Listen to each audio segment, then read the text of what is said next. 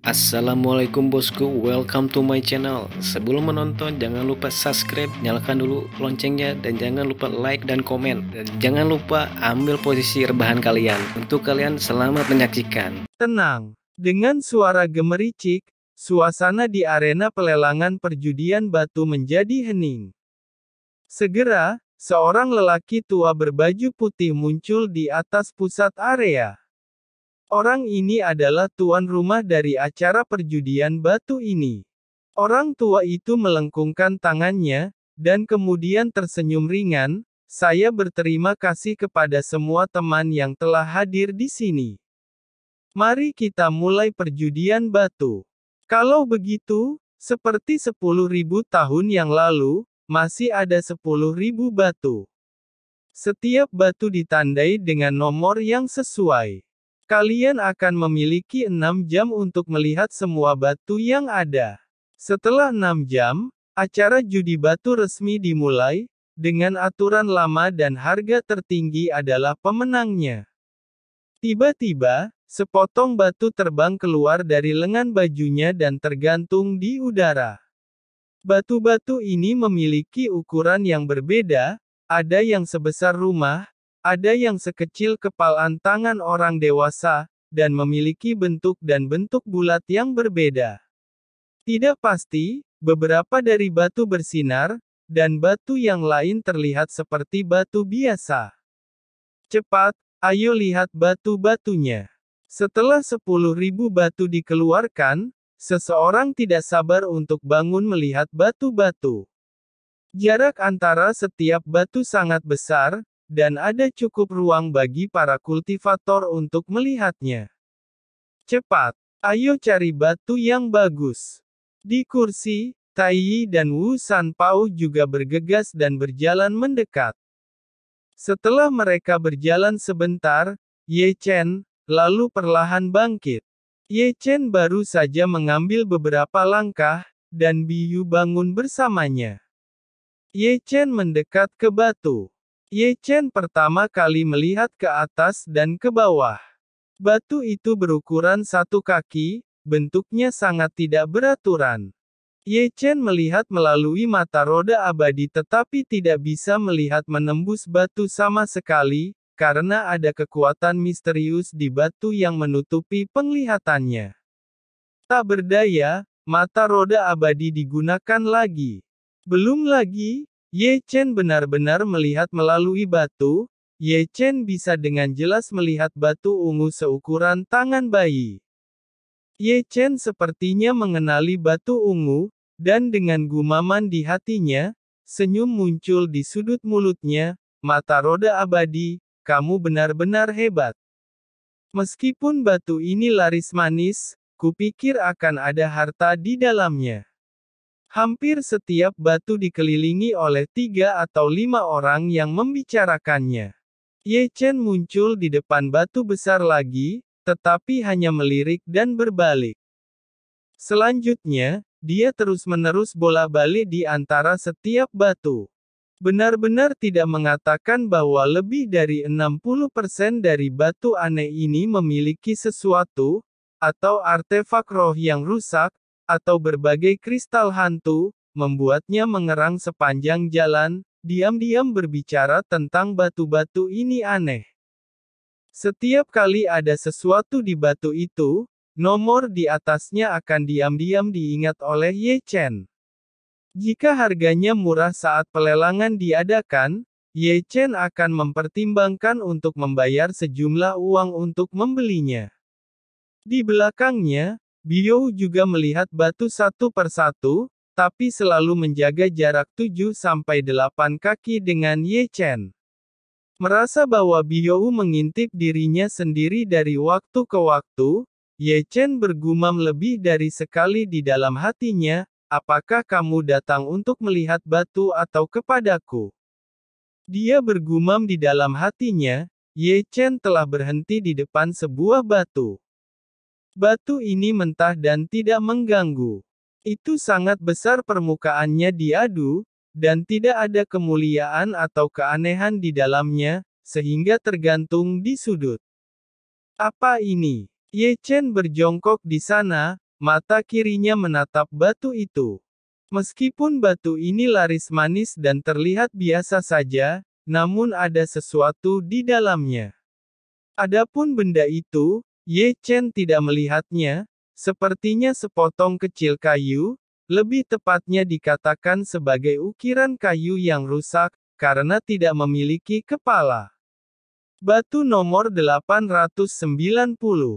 Ye Chen diam-diam menghafal nomor batu itu, lalu berbalik dan pergi. Selanjutnya, Ye Chen melihat banyak batu lagi. Sepanjang jalan, Ye Chen melihat batu-batu. Namun, perlu dicatat bahwa ada banyak hal baik di batu-batu ini. Ye Chen melihat situ Jin dan Sangguan Bo yang berputar-putar di sekitar batu berukuran sekitar 3 atau 4 kaki, dengan mata cerah dan gelap berkedip di mata mereka. Ketika mereka datang, mereka tidak pernah menyadarinya. Agak terkejut, Ye Chen tidak bisa membantu tetapi mengarahkan pandangannya ke batu itu. Untuk mengatakan bahwa batu ini benar-benar cerah dan indah, permukaannya sehalus batu giok, tanpa cacat. Seluruh tubuh batu bersinar dengan cemerlang, dan ada awan cian meluap di atasnya, memberikan perasaan pertama bahwa itu aneh. Ye Chen membuka mata roda abadi. Meskipun batu itu tampak aneh dari luar, tidak ada apa-apa di dalamnya. Situ Jin berkata, Sangguan, pasti ada harta di dalam batu ini, dan kata-katanya masih menegaskan, saya percaya, itu pasti benar ada harta karun di dalam batu ini. Pendapatku sama denganmu kali ini. Sangguan Bo juga meremas janggutnya dengan lembut. Ye Chen mendengarkannya, menggelengkan kepalanya tanpa daya, dan kemudian pergi. Ye Chen juga memberikan suara rahasia ke telinga keduanya dengan metode rahasia. Ye Chen berkata, tidak ada harta di dalam batu itu. Mendengar perkataan Ye Chen, segera, Sangguan Bo dan Situ Jin, yang masih berdebat, mengerutkan kening dan melihat sekeliling. Akhirnya, mereka melihat punggung Ye Chen pergi, dan mereka berdua mengerutkan berpikir lagi. Melihat Ye Chen pergi, Situ Jin dan Sangguan Bo berkata, mengapa orang itu terlihat seperti seseorang yang sangat familiar? Ye Chen tidak berbalik karena mata aneh keduanya, tetapi berjalan di depan batu. Tidak jauh dari situ, Wu Changqing juga memperhatikan dari kiri dan kanan sambil mengenakan jubah hitam, dan terkadang dia berhenti di depan satu atau dua batu, melihatnya, dan melihat Ye Chen. Keduanya berdiri berdampingan, dan perhatian Wu Changqing tertarik oleh batu halus di depannya, tetapi Wu Changqing tidak pernah menemukan identitas sebenarnya dari pemuda bertopeng di sampingnya. Ye Chen bergumam, Wu Changqing, aku akan membayar semua perbuatanmu, kali ini, kamu tidak harus kembali ke Sekte Zhengyang, tunggu pembalasan atas perbuatanmu. Meskipun Ye Chen juga melihat batu di depannya, dia meraung lebih dari sekali. Kemarahan Ye Chen telah mencapai tingkat yang tak terbendung. Akhirnya dia melirik Wu Changqing, Ye Chen pergi dengan lembut, dan Wu Changqing tidak melihat ke arah Ye Chen.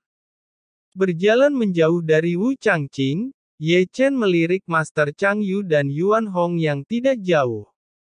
Mereka berada di sarang ular dan tikus. Pada saat ini, mereka berdiri di depan batu berukuran 5 meter tingginya dan berkomentar. Meski berjauhan, Ye Chen masih bisa melihat apa yang ada di batu itu, tapi di dalam batu itu adalah manik roh yang rusak. Menarik pandangannya dari sana, Ye Chen berjalan menuju Wu Sanpao dan Tai Yi. Pada saat ini, kedua orang itu menatap batu bersamaan. Melihat Ye Chen datang, Wu Sanpao dan Tai Yi menarik Ye Chen ke batu besar. Tak perlu dikatakan, Ye Chen samar-samar membuka mata roda abadi, menatap langsung ke batu besar itu. Namun, Ketika sudah melihatnya, sudut mulut Ye Chen berkedut tanpa sadar, dan kulitnya menjadi sangat indah untuk sesaat. Entah bagaimana, dia menutupi hidungnya dengan tangannya tanpa sadar. Ini sangat besar. Ye Chen melihat batu di depannya. Tai Yi berkata, "Baiklah, ayo kita dapatkan batu itu, nanti ada hartanya." Wu Sanpao memukul Ye Chen dengan jarinya. "Ada neraka di dalamnya," kata Ye Chen, berbalik dan pergi. "Jangan membuat masalah, bagaimana bisa sial? Itu omong kosong." Setelah Ye Chen pergi, Wu Sanpao dan Tai Yi tinggal di sana lagi. Meskipun mereka tidak bisa melihat menembus batu, Ye Chen benar-benar melihatnya. Ye Chen menggosok hidungnya sampai dia berhenti di depan batu yang terlihat bagus. Kali ini, Ye Chen tidak melihat batu itu, tetapi pada orang yang berdiri di depan batu itu. Itu seharusnya seorang pria muda, mengenakan jubah hitam, dan punggungnya sangat lurus. Yang paling penting adalah temperamennya. Dia bangga sangat kuat. Ye Chen berhenti di depan batu. Meskipun matanya tertuju pada batu, hatinya berbicara tentang kultivasi pemuda berjubah hitam. Meskipun dia masih muda, Ye Chen tahu bahwa orang jarang mengatakan bahwa mereka berusia ratusan tahun. Mereka pasti sangat muda jika mereka mengambil ramuan awet muda. Melihat Ye Chen mendekati pria muda itu, Tai Yi memperingatkan Ye Chen, "Jangan main-main dengan orang itu, kau tidak bisa main-main dengannya." Ye Chen berhenti, dan suara jiwa asli Tai Yi melayang ke telinga Ye Chen tidak jauh. Ye Chen bertanya, "Memangnya siapa dia?" Ye Chen melihat batu-batu di permukaan, tetapi berbicara kepada Tai Yi dan mengatakan, "Orang ini sangat kuat. Dia adalah Du Guao." Ye Chen terkejut, bukankah dia orang yang tidak kalah dalam 700 putaran melawan Kaisar Pedang? Tai Yi berkata, "Sepertinya kamu tidak begitu bodoh dalam imajinasimu. Saya dulu melakukan intelijen sebelumnya," kata Ye Chen dengan marah, tetapi menghela nafas dalam hati setelah mengetahui identitas orang itu. Kaisar Pedang itu adalah kultivator yang sedikit tak tertandingi di dataran Chu selama ribuan tahun. Pada saat itu, pertempuran Dongling, Kaisar Pedang menghabisi 9 tetua dari Istana Haus Darah seorang diri dan mengejutkan seluruh dataran Chu, dan Du Guao adalah orang yang bertarung dengan Kaisar Pedang dan tidak kalah selama 700 putaran. Ye Chen bergumam, "Aku tidak menyangka bisa melihat orang kuat legendaris di sini. Itu benar-benar berkah dalam hidup." Ye Chen cukup gelisah, dan Ye Chen melirik Du Guao, dan Ye Chen mundur dengan lembut. Begitu Ye Chen pergi, Du Guao perlahan menundukkan kepalanya, melihat punggung Ye Chen pergi. Du Guao bergumam, "Dia memiliki api emas, guntur langit hitam." Kata-kata dingin terdengar di bawah jubah hitam, dan cahaya menyilaukan melintas di mata tajam Du Guao. Jika Ye Chen mendengar kata-kata Dugu, dia tidak akan tahu perasaan yang luar biasa. Di belakangnya, Biou telah mengikuti jejak Ye Chen, masih berjalan dan berhenti, dan terkadang diam-diam menatap mata Ye Chen. Melihat bayangan Biou melayang lewat, pandangan Du Guao berpindah dari punggung Ye Chen melihat Biou, dan matanya menyipit pada saat yang sama. Du Guao bergumam, "Gadis kecil itu apakah mungkin sangat familiar? Pasti gadis kecil itu ada hubungannya dengan Kaisar Pedang." Di depan, Ye Chen telah berhenti di depan sebuah batu. Batu ini tidak terlalu besar. Itu lebih besar dari batu yang dilihat Wu Sanpao dan Tai Yi sebelumnya. Tidak, harus dikatakan bahwa itu adalah batu yang terbesar dari 10.000 batu ini, yang panjangnya puluhan meter. Namun, meski batu ini besar, tidak seaneh yang dibayangkan. Biasa saja, tanpa sedikit pun kecemerlangan, dan permukaannya sangat berbintik-bintik, seperti batu yang biasanya terlihat di pegunungan.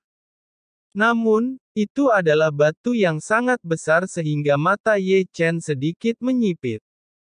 Apa yang terjadi? Aku tidak bisa melihatnya.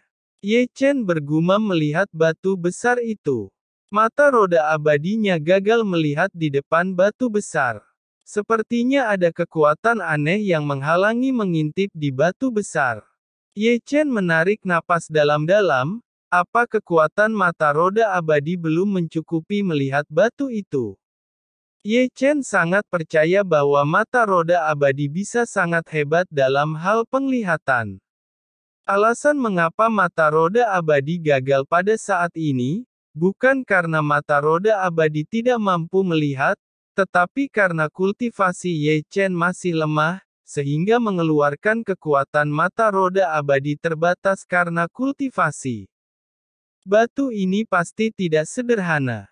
Ye Chen bergumam lagi dan lagi, matanya bersinar dengan cahaya yang tidak pasti, dan nomor batu ini telah dicatat secara diam-diam di dalam hatinya, nomor 251.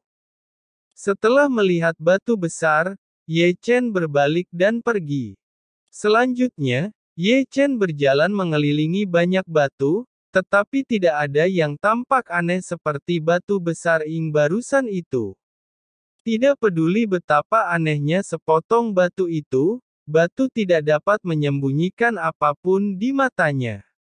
Batas waktu 6 jam semakin dekat, dan banyak orang telah kembali ke tempat duduk mereka, menunggu dimulainya acara perjudian. Tapi Ye Chen masih tidak pergi. Ye Chen berhenti di depan batu ke-10.000, yang hanya seukuran tangki besar, dan memang ada sesuatu di dalamnya, tetapi buah roh merah. Buah Lingyuan darah merah.